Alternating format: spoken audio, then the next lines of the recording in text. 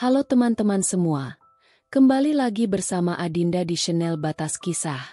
Semoga teman-teman Batas Kisah sehat selalu ya. Nah, sekarang kita akan melanjutkan kisah yang masih bersambung sebelumnya dengan judul Suami dan Mertua Tak Tahu Diri. Kalau teman-teman Batas Kisah belum nonton episode sebelumnya, Adinda sudah mencantumkan linknya di deskripsi video ini ya. Yuk simak ceritanya sampai selesai.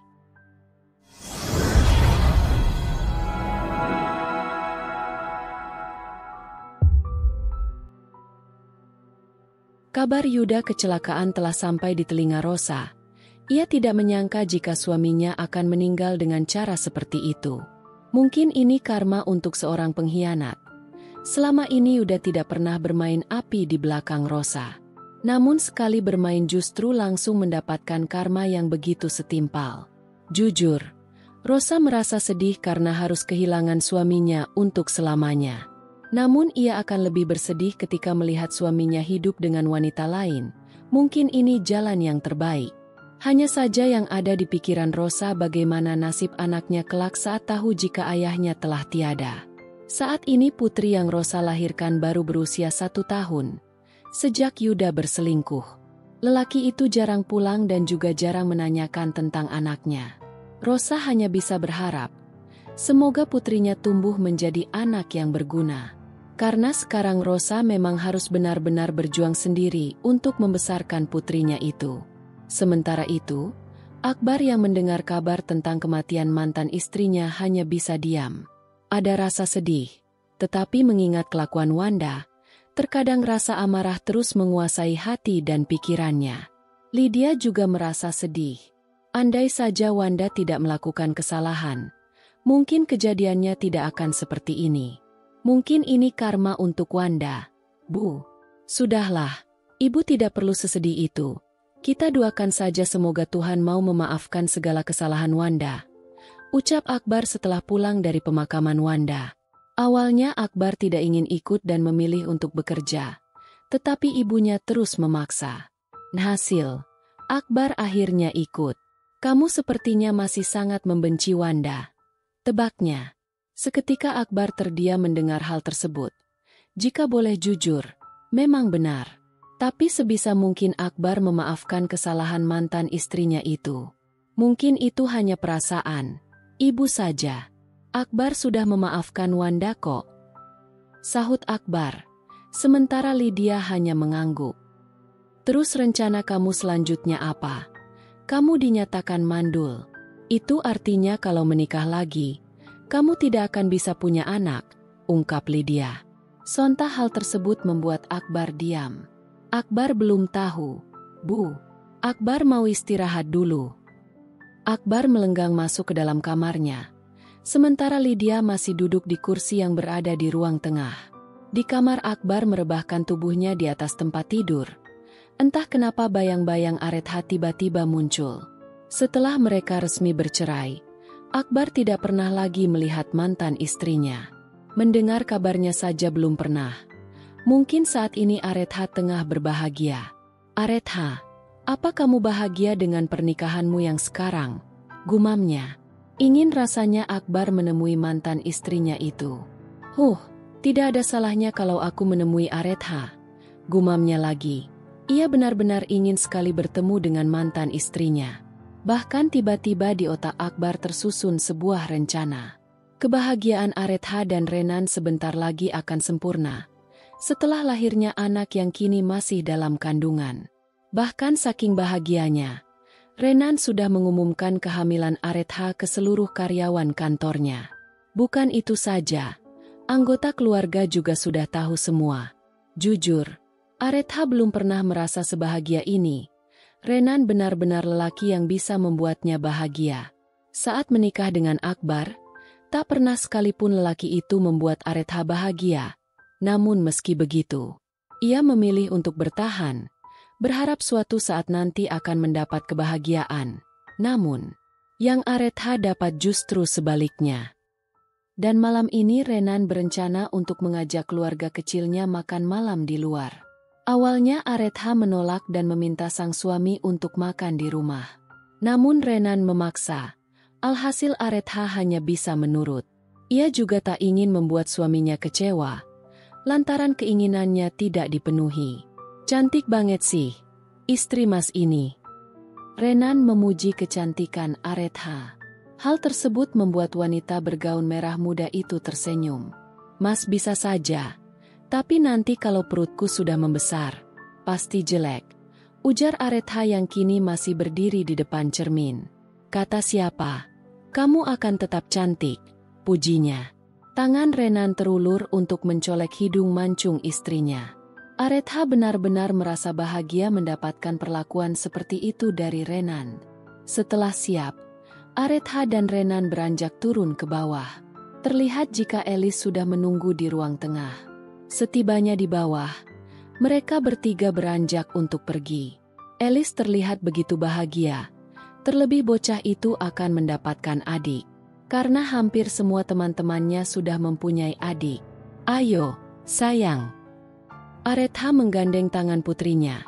Namun ketika mereka sampai di teras rumah, tiba-tiba sebuah mobil berhenti di pelataran. Sontak ketiganya menghentikan langkahnya.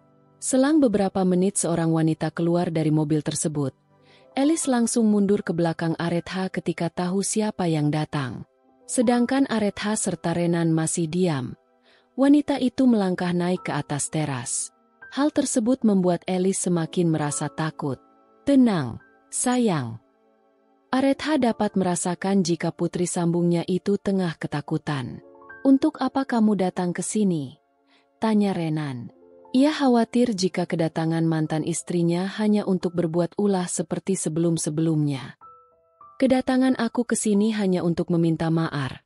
Aku sadar jika apa yang kulakukan ini memang salah, jawab Rena. Wanita itu menatap Renan dan Aretha secara bergantian. Lalu beralih kepada putrinya yang bersembunyi di belakang ibu sambungnya. Kamu sungguh-sungguh untuk meminta maaf? Tanya Renan untuk memastikan.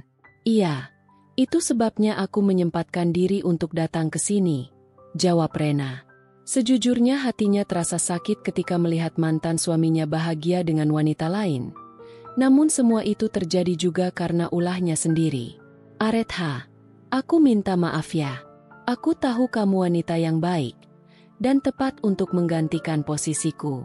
Kamu juga pantas menjadi ibu sambung untuk Elis, ucap Rena.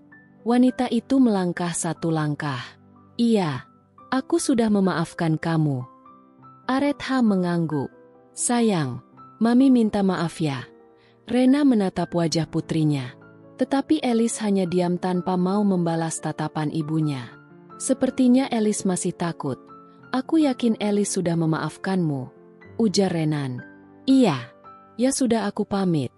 Malam ini juga aku akan pergi ke Jepang dan menetap di sana, pamitnya.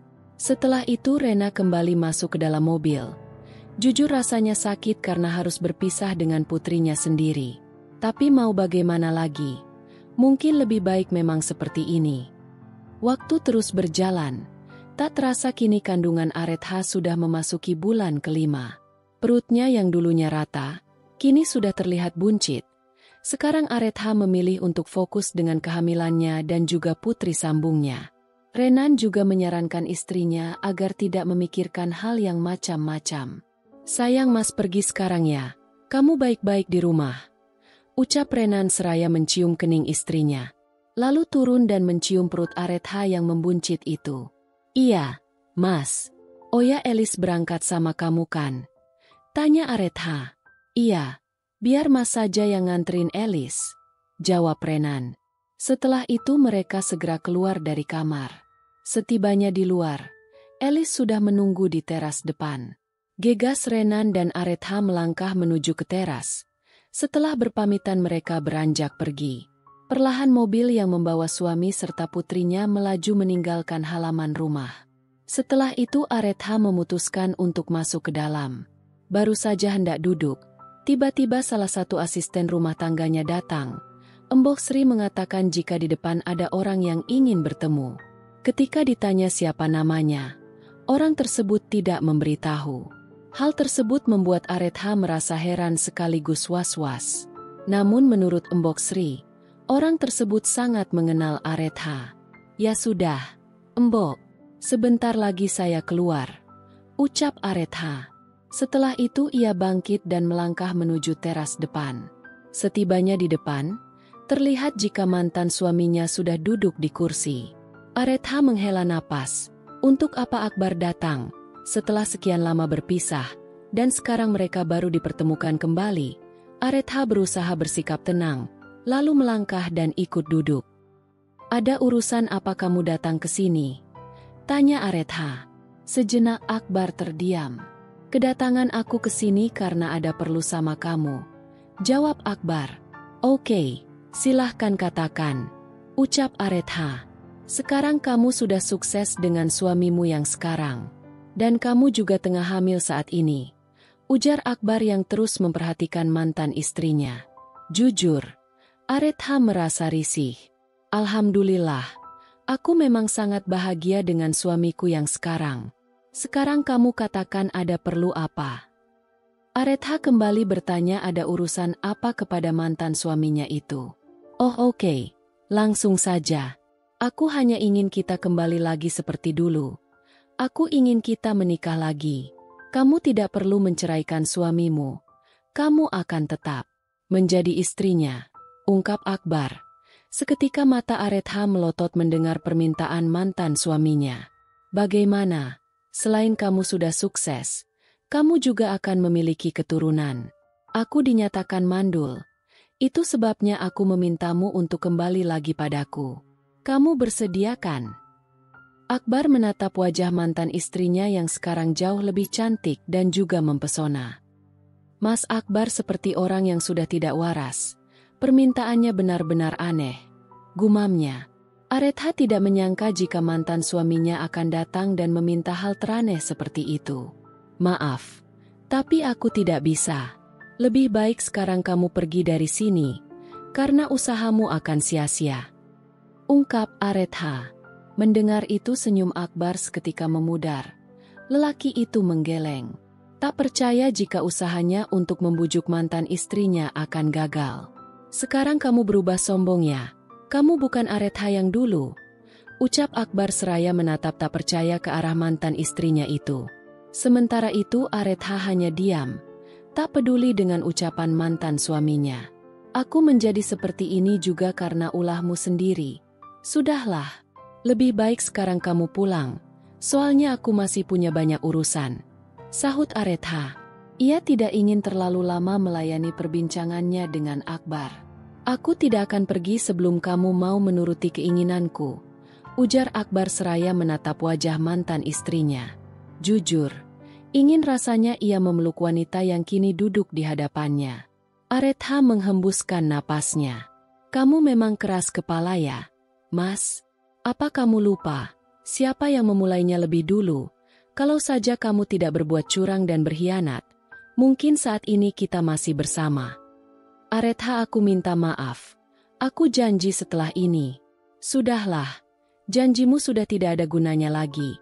Lebih baik sekarang kamu pulang. Aretha memotong ucapan mantan suaminya. Seketika Akbar diam. Ia bingung harus dengan cara apa lagi untuk membujuk Aretha.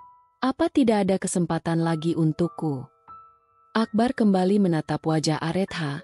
Ia berbicara lebih halus, berharap dengan begitu usahanya akan berhasil. Gak ada. Kesalahan yang sudah kamu lakukan sangat fatal. Kamu bukan hanya berbohong dan berkhianat, tapi juga memanfaatkan aku, ungkap Aretha. Mendengar itu Akbar mendesah pelan. Apa yang mantan istrinya itu katakan memang benar. Sudah sangat fatal kesalahan yang Akbar lakukan.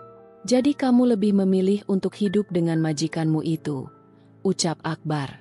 Dia suamiku sekarang, sahut Aretha. Akbar menyunggingkan senyumnya.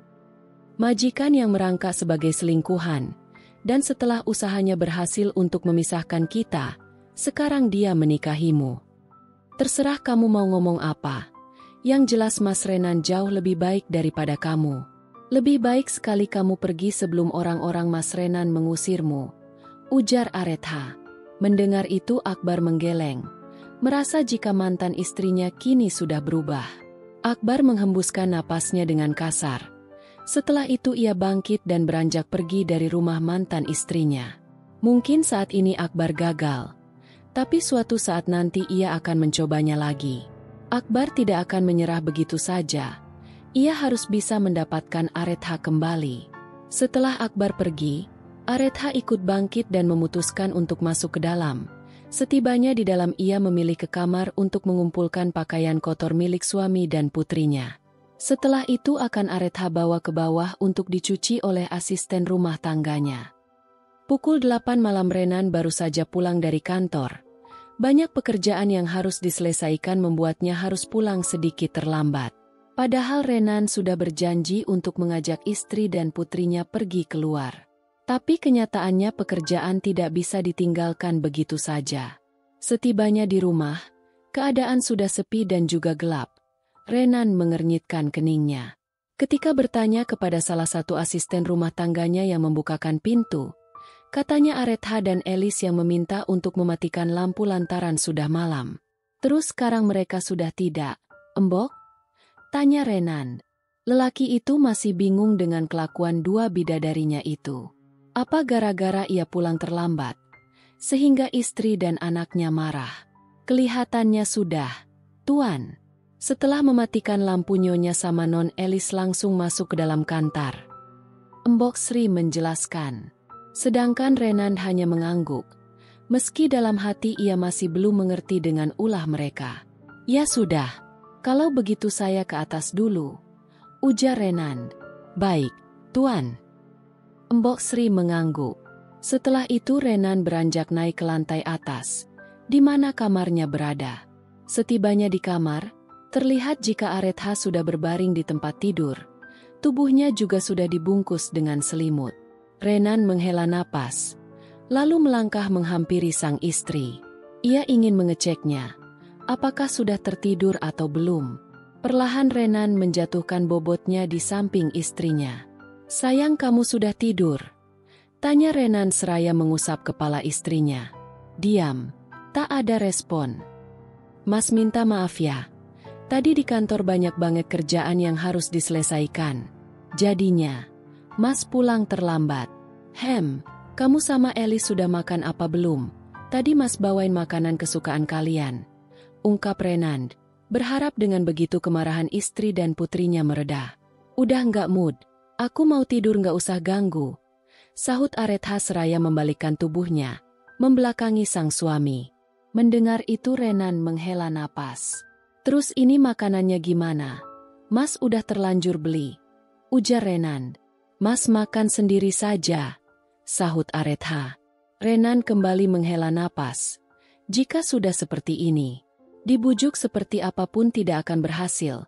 Setelah itu Renan memutuskan untuk mandi lantaran badannya sudah terasa sangat lengket. Usai mandi dan berpakaian, Renan bersiap untuk tidur. Badannya sudah sangat lelah dan ingin segera beristirahat. Ketika hendak merebahkan tubuhnya, tiba-tiba Aretha bangkit dan duduk. Hal tersebut membuat Renan mengurungkan niatnya. Mungkinkah sang istri merasa lapar seperti biasanya? Mas mau ngapain? Tanya Aretha. Mau tidur. Mas capek banget, pengen istirahat. Apa kamu? Mas tidur di kamar sebelah sana. Aku lagi pengen tidur sendiri. Aretha memotong ucapan suaminya. Seketika Renan terdiam. Tapi sayang, Mas udah ngantuk banget. Renan memohon. Matanya benar-benar sudah sangat mengantuk. Kalau nggak mau ya sudah. Biar aku yang. Oke, biar Mas yang keluar. Renan memilih untuk mengalah dan beranjak turun lalu keluar dari kamar. Cukup seram juga menghadapi istri hamil yang sedang marah. Tidak ada pilihan lain. Renan melangkah masuk ke dalam kamar putrinya. Ia berniat untuk tidur di kamar Elis. Namun ternyata sang putri juga menyuruhnya untuk tidur di luar. Entah mereka sekongkol atau tidak. Dan sekarang Renan harus mengalah dan tidur di kamar sebelah. Gini amat nasibku.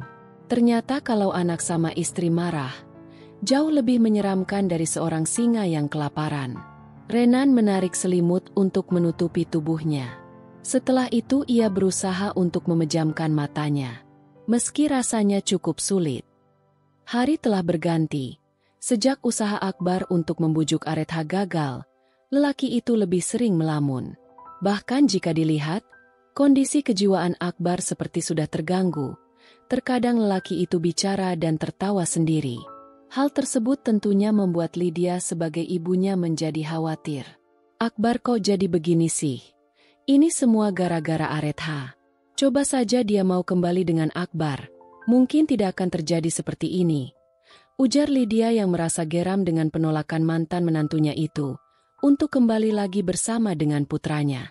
Apa aku ke rumah Aretha saja ya? Bilang kalau Akbar sakit. Mungkin dengan cara itu akan membuat hati Aretha luluh. Gumamnya. Wanita itu melirik putranya yang sedang duduk di lantai seraya memandangi foto pernikahannya dulu dengan Aretha. Iya, lebih baik sekarang aku ke sana saja. Lydia bangkit dan bersiap untuk pergi ke rumah Aretha. Setelah siap, wanita itu langsung meluncur ke rumah mantan menantunya itu. Ia berharap semoga usahanya untuk membujuk Aretha akan berhasil. Dengan begitu hidupnya bisa kembali terjamin. Saat ini Lydia tengah terlilit hutang. Gara-gara Akbar mogok tidak bekerja. Bukan itu saja, Lydia juga memiliki hutang kepada temannya. Wah, kebetulan banget kita ketemu di sini. Tiap datang ke rumah, pasti nggak pernah ada. Ujar seorang wanita yang kini sudah berdiri di sebelah Lydia. Saat ini Lydia tengah berdiri di pinggir jalan untuk menyetop taksi. Lydia menggaruk tengkuknya yang tidak gatal. Ia juga cukup terkejut ketika menyadari temannya itu sudah berdiri di sebelahnya. Kenapa mukamu tegang seperti itu? Kayak lihat hantu saja. Lydia, uangnya sudah ada kan? Janjimu sudah kadaluarsa tahu. Katanya seminggu lagi, tapi tidak tahunnya sampai sebulan. Ujar Mira, teman Lydia. Maaf ya, Mir, tapi aku belum ada. Nanti kalau sudah ada pasti aku kasih. Sahut Lydia. Mendengar itu Mira mendengus kesal. Janji terus. Makanya kalau nggak punya uang hidup itu jangan berlagak. Pokoknya aku nggak mau tahu. Sekarang juga kamu bayar. Mira memaksa. Kesabarannya benar-benar sudah habis. Ia tidak ingin tertipu lagi oleh Lydia. Mira, beneran aku belum ada uang. Nanti kalau sudah ada pasti aku kasih.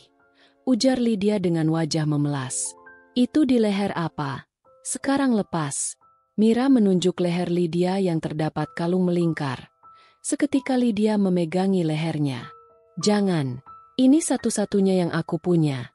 Ucap Lydia yang berusaha untuk mempertahankan kalung miliknya itu.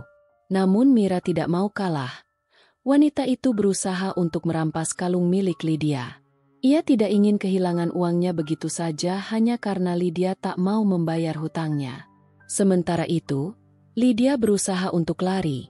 Ia juga tak ingin kehilangan kalung kesayangannya itu. Lydia berhasil kabur. Wanita itu berlari sekencang mungkin untuk menghindar. Melihat itu Mira tidak tinggal diam. Ia juga berlari untuk mengejar Lydia. Namun tiba-tiba saja di depan terdapat truk yang sedang melaju kencang. Karena terkejut tubuh Lydia terserempet truk tersebut. Bruk. Tubuh Lydia jatuh ke pinggir jalan. Melihat itu Mira memilih untuk kabur. 2 bulan sudah setelah kejadian di mana Lydia kecelakaan. Wanita itu harus menerima kenyataan jika dirinya lumpuh.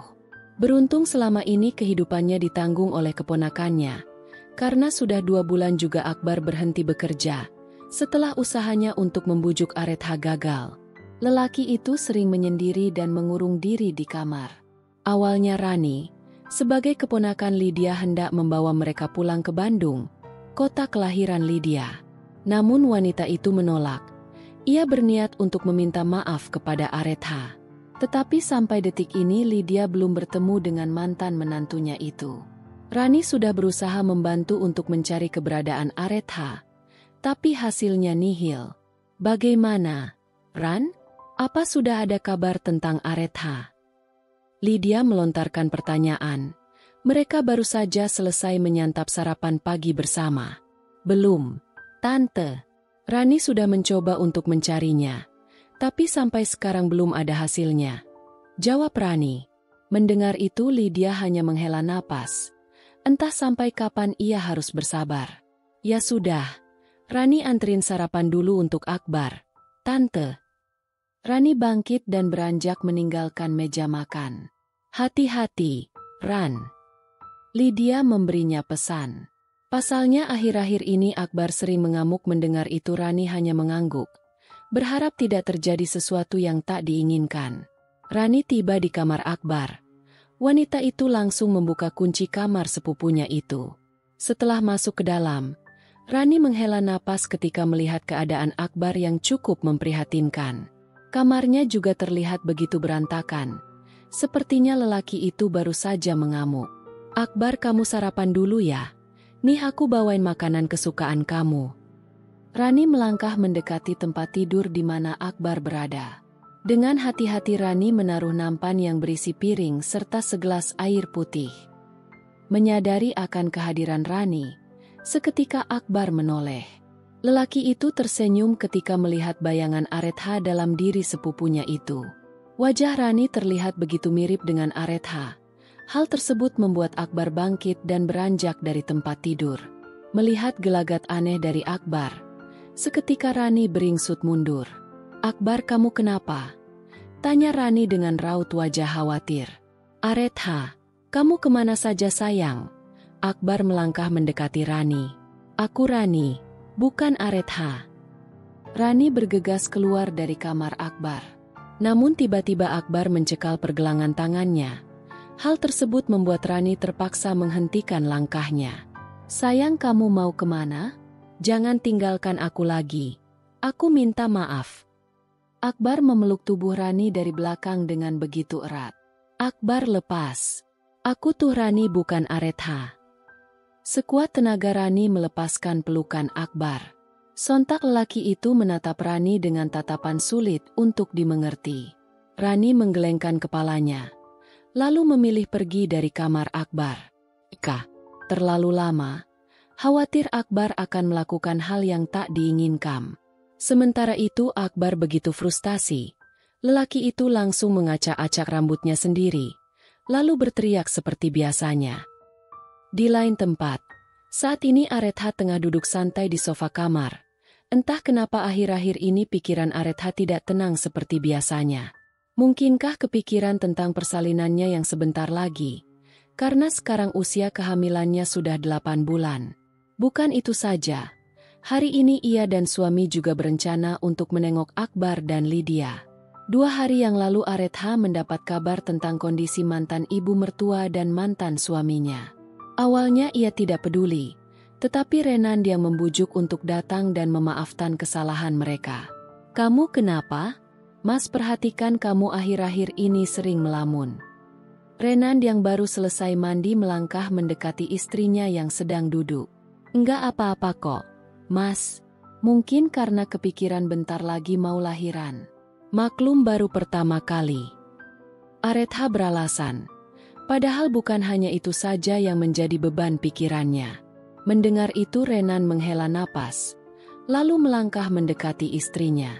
Lelaki yang masih memakai handuk itu menjatuhkan bobotnya di sebelah sang istri. Renan tahu jika Aretha pasti akan tetap merasa khawatir. Ia juga memakluminya, karena ini adalah persalinan pertama baginya. Karena dulu mantan istrinya pun seperti itu. Kamu tidak perlu takut atau khawatir. Semuanya akan baik-baik saja. Mas janji akan selalu ada di dekat kamu. Ucap Renan seraya menggenggam tangan istrinya. Terima kasih ya, Mas. Aretha langsung menyenderkan kepalanya di bahu suaminya. Ya sudah, Mas pakai baju dulu ya. Setelah itu kita pergi. Ujar Renan kemudian. Sementara itu Aretha hanya mengangguk. Ia juga akan bersiap-siap. Hanya butuh 20 menit mereka telah siap. Bahkan kini keduanya sudah dalam perjalanan. Aretha memilih untuk menikmati pemandangan kota Jakarta yang cukup padat hari ini. Sementara itu Renan memilih untuk fokus menyetir. Sesekali ia melirik istrinya yang hanya diam. Tidak butuh waktu lama kini mereka sampai di tempat tujuan, yaitu rumah Lydia. Setelah mobil terparkir, Renan dan Aretha bergegas turun. Kedatangannya langsung disambut oleh Rani dan juga Lydia. Jujur melihat kondisi mantan ibu mertuanya saat ini, membuat Aretha merasa sedih. Aretha, maafkan kesalahan ibu dan juga Akbar. Hidup ibu rasanya tidak tenang sebelum meminta maaf padamu. Tanpa basa-basi Lydia langsung meminta maaf kepada mantan menantunya. Rasa bersalah terus saja menggerogoti hati serta pikiran Lydia. Aretha sudah memaafkan kesalahan ibu dan juga Mas Akbar. Dan ibu tidak perlu memohon seperti ini, ucap Aretha. Wanita itu mencegah mantan ibu mertuanya yang hendak bersujud di hadapannya. Terima kasih. Kamu memang wanita terbaik yang pernah ibu temukan. Ibu benar-benar menyesal sudah menyia-nyiakan kamu, sahut Lydia. Setelah itu Aretha memutuskan untuk melihat mantan suaminya. Perlahan Aretha melangkah masuk ke dalam, tentunya dengan ditemani oleh Renand dan juga Rani. Menyadari akan kehadiran mantan istrinya, seketika Akbar menoleh. Penampilannya benar-benar berantakan. Bahkan wajahnya yang biasanya rapi kini mulai ditumbuhi oleh rambut halus. Mas. Aretha memberanikan diri untuk mendekat dan duduk di kursi. Akbar menatap wanita yang pernah menjadi istrinya itu. Aretha, kamu. Akbar bangkit dan bergerak untuk memeluk tubuh mantan istrinya. Melihat itu Aretha bangkit dan memundurkan langkahnya lalu bersembunyi di belakang suaminya. Aretha, kembalilah padaku. Tolong maafkan aku. Aku sangat mencintai kamu. Tolong kembali. Akbar memohon. Mas, aku sudah bahagia. Tolong ikhlaskan. Aku doakan semoga kamu mendapatkan wanita yang benar-benar menerima dan mencintai kamu. Kamu pasti bisa melewati semua ini, ungkap Aretha. Mendengar itu Akbar terdiam. Sedetik kemudian tiba-tiba Akbar tertawa. Hal tersebut membuat Aretha merasa merinding. Mas, aku pamit ya. Aretha memutuskan untuk pulang. Ia khawatir jika terlalu lama mantan suaminya itu akan berbuat hal yang tidak diinginkan. Waktu terasa cepat berlalu, dan tidak terasa sekarang usia kandungan Aretha sudah 9 bulan. Hanya tinggal menunggu hari kapan akan melahirkan. Renan pun kini memilih untuk cuti bekerja. Pria itu akan standby menjaga istrinya itu. Renan tidak mau jika saat lahiran nanti, dirinya tidak berada di sisinya. Pukul 10 malam mereka sudah berada di kamar. Rasa lelah dan letih membuat keduanya langsung memejamkan matanya. Tapi ada yang berbeda dengan Aretha. Wanita itu tidak bisa tidur dengan nyenyak seperti biasanya. Sudah 2 hari setiap tidur, Aretha tidak pernah nyenyak. Terkadang sudah miring ke kanan, ke kiri, tapi tetap saja tidak bisa. Seperti malam ini, baru saja memejamkan matanya. Rasa gelisah mulai menyerang. Aretha sudah memiringkan tubuhnya ke samping kiri, tidak bisa tidur. Lalu ke samping kanan, dan hasilnya tetap sama. Sampai tiba-tiba perutnya terasa sangat sakit. Aretha melirik jam yang berada di atas nakas. Waktu menunjukkan pukul 10:30 malam. Mas, sakit, rintihnya. Tangan Aretha mencengkram lengan Renan. Seketika pria berkaos putih itu sedikit terkejut. Sayang, kamu kenapa? Renan panik saat mendapati istrinya seperti itu. Sakit, Mas. Aretha terus merintih menahan sakit. Tangannya pun tak henti-hentinya mencengangkan apa saja yang ia pegang. Keringat dingin mulai membasahi pelipisnya. Rasa sakit pun kian menjalar. Terkadang terasa amat sakit, lalu menghilang, sementara Renan terlihat panik. Setelah itu tanpa pikir panjang Renan turun dari tempat tidur lalu membopong tubuh istrinya. Kamu tahan, ya, kita ke rumah sakit sekarang, ujar Renan dengan terus melangkahkan kakinya keluar dari kamar. Aretha hanya mengangguk, dengan terus merintih menahan sakit. Dalam hati Aretha terus berdoa dan beristighfar. Tak lupa Renan memanggil ibunya, Rahma, yang mendengarnya bergegas keluar dari kamar. Karena sudah sebulan ini Rahma memutuskan untuk tidur di rumah putranya, sembari menjaga Elis. Renan, Aretha kenapa? Tanya Rahma. Sepertinya akan melahirkan. Mama, jawab Renan. Ya sudah, kamu bawa ke rumah sakit sekarang. Kamu turun dulu biar Mama ambil perlengkapan yang harus dibawa, ujar Rahma. Gegas Renan turun ke lantai bawah. Setelah semuanya siap, Renan langsung meluncur ke rumah sakit, sedangkan Rahma akan menyusul nanti bersama dengan Elis. Tidak butuh waktu lama, kini mobil Renan sudah berhenti di pelataran rumah sakit. Setelah itu, Aretha segera dibawa ke ruang bersalin. Renan tak henti-hentinya menggenggam tangan sang istri. Ia juga tidak berhenti berdoa supaya persalinan istrinya bisa berjalan dengan lancar. Setibanya di dalam, dokter dan perawat mulai memeriksa Aretha. "Bagaimana, Dok?" tanya Renan. "Baru pembukaan 3, Pak, Bu, sabar saja ya," ujar dokter yang menangani Aretha. "Ya Allah, tolong kuatkan aku." Aretha memejamkan matanya sejenak, merasakan sakit yang luar biasa. "Sabar ya, sayang." Renan terus menggenggam erat tangan istrinya untuk memberikan kekuatan. Hampir 1 jam Aretha merasakan kontraksi yang begitu hebat. Sakit yang Aretha rasakan tidak bisa dibandingkan dengan apapun. Jujur, Renan tidak tega melihat istrinya kesakitan seperti itu. Demi melahirkan sang buah hati, Aretha harus merasakan sakit yang luar biasa, bahkan nyawa sebagai taruhannya. Perjuangan Aretha telah berakhir. Dengan tangisan seorang bayi yang menggema di ruangan, Renan langsung menghujani istrinya dengan kecupan. Rasa syukur pun tak pernah lepas dari keduanya. Air mata kebahagiaan kini menjadi saksi atas lahirnya anggota baru di keluarga Renan dan Aretha. "Selamat ya, Pak, Bu.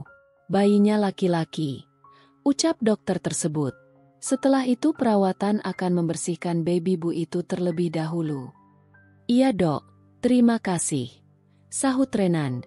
"Terima kasih ya, sayang. Terima kasih atas perjuangan kamu." Renan mencium pipi dan kening Aretha. "Anak kita laki-laki." Aretha tidak bisa berkata apa-apa. Dia hanya mengangguk dan tersenyum. Rasa bahagia yang tidak ada duanya. Setelah 1 jam berlalu, kini Aretha sudah dipindahkan ke ruang rawat. Baby Bu pun sudah selesai dibersihkan. Kini baby Bu itu tengah digendong oleh Renan. "Lihat sayang, hidungnya mirip sama kamu," ucap Renan. "Iya, Mas. Tapi wajah sama matanya mirip sama kamu," sahut Aretha. "Iya dong kan Mas papinya," ujar Renan dengan begitu bangga. Melihat itu Aretha hanya tersenyum. Tak pernah terbayangkan jika Aretha akan mempunyai suami seperti Reman. Bahagia itu sederhana, karena bahagia yang sesungguhnya adalah saat kita selalu merasa bersyukur dengan apa yang kita miliki. Dan kebahagiaan dalam bahtera rumah tangga adalah saat kita saling melengkapi, menerima kekurangan, serta kelebihan pasangan yang kita miliki. Dari kisah ini kita dapat mengambil pelajaran dan sisi baiknya. Karena dalam mengarungi bahtera rumah tangga tidaklah mudah. Banyak rintangan dan cobaan yang datang silih berganti untuk menguji kita. Dan takdir Allah tidak akan pernah salah. Meski kita telah berpisah, jika Dia ditakdirkan untuk kita, maka suatu saat kita akan dipertemukan kembali. Tamat. Terima kasih teman-teman Batas Kisah. Mohon maaf jika Adinda ada salah kata. Semoga teman-teman semua bisa terhibur dengan cerita yang Adinda bawakannya. Sampai ketemu lagi di cerita berikutnya. Sekian dan terima kasih.